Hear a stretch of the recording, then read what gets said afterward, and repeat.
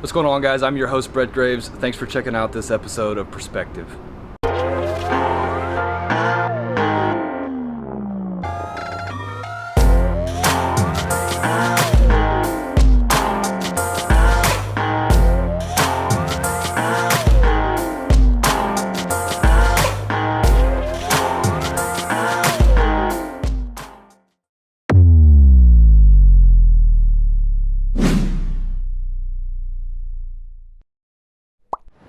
This week I asked four of my teammates what their bottom line approach is during competition.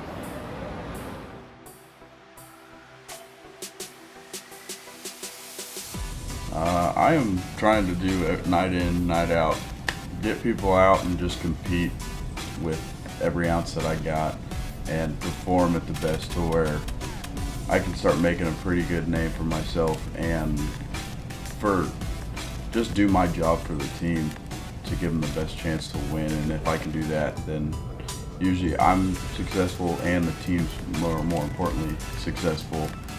And I want to be able to just pass the baton. That's been a motto of mine for a long time now, is just pass the baton to the next guy, set the tone for the next guy. Because all in all, you're playing a team sport, you're not playing for yourself. So you got to do your job and then pass it on to the next guy. He's going to do his job, and so on and so forth. So what I'm trying to do on the mound when I'm pitching,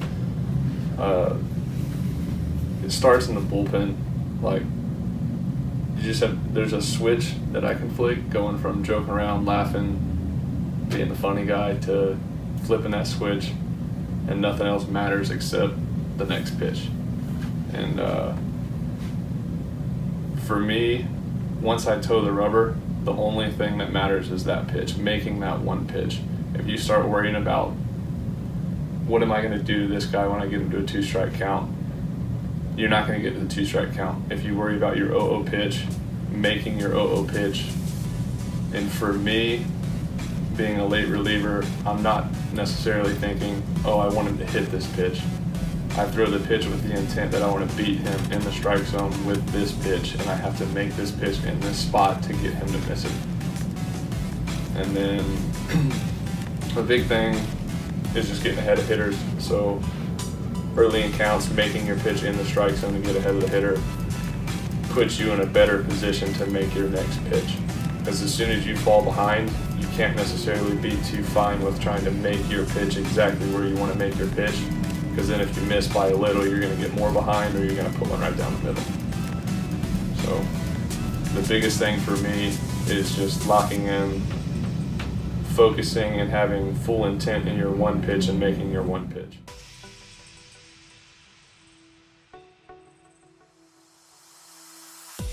Yeah, so when I step into the batter's box, I try to keep it as simple as possible. The pitchers are really good. The higher you climb up towards the major leagues, so the more thoughts you have in your head, I think it's just gonna affect you negatively. So, like most people in the baseball world say, sit on the fastball, try to hit it hard. That's pretty much it. I guess expand on that a little bit. I'm trying to hit every pitch that comes out of the pitcher's hand as hard as I can. Because in today's world, especially you get double A on up, pitchers can throw their breaking ball for strikes. At any count, 3-1, 2-0, even 3-0 sometimes.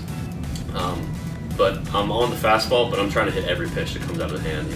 I'm not just taking until I get a fastball, because you might see 3 breaking balls and 3 or 4 breaking balls in a count. So I guess my direction is usually probably center to right center, and I hit left-handed, so that may not be what a lot of the baseball hitting coaches want to hear, because everyone says, oh, stay backside. But I think for me, if I'm thinking backside, then I'm going to be late, and I'm going to try to manipulate the ball to left field, especially with the shift nowadays. Most right-handed hitters hit their ground balls to the left side. Most left-handed hitters hit their ground balls to the right side. That's just based on statistics. So they're going to start shifting you over. So if a pitcher's throwing me hard in, trying to get me to ground up to the right side, I'd be a fool to try to just manipulate the ball to the left side. You get on Twitter, or you hear all kind of the old players say, like, oh my goodness, if they shifted me, I would have had a field day. Like how hard can it be to just hit the ball backside? Very difficult because the pitches are good and you're trying to hit every ball out front. So I guess to go back over, my simplest approach is just to hit every ball as hard as I can, head high line drive right to the wall. At the plate, I would say the biggest thing I'm looking for is just consistency. You know, I'm sure you can relate as a pitcher. You're trying to, you know, master your craft per se, but at the plate, honestly, I'm just trying to get myself into the best position possible, and not only to see everything, but to be in a position that I can swing and get barrel anytime I swing. You know, when I get in trouble, it's either I'm out of position, chasing bad pitches, and I think a lot of that is timing, obviously, but when, you know, I think start as early as possible and really focus on a position that I can hit and hit for power, hit for average, all that. Number one, my strike zone gets way better, and number two, I feel like I can put the barrel to pretty much anything, whether, you know, I get a hit or not. I just want to be in that position that I can see pitches and, you know, put the barrel to tough pitches and the pitches that I should hit hard. Hey guys, thanks for checking out this episode of Perspective. When we get to 1,000 subscribers, we're going to be giving away a pair of custom cleats by KD Custom Kicks, this package from EvoShield, and a pair of these sunglasses from Under Armour. So I appreciate you checking out this channel. Make sure to hit that subscribe button to enter to win.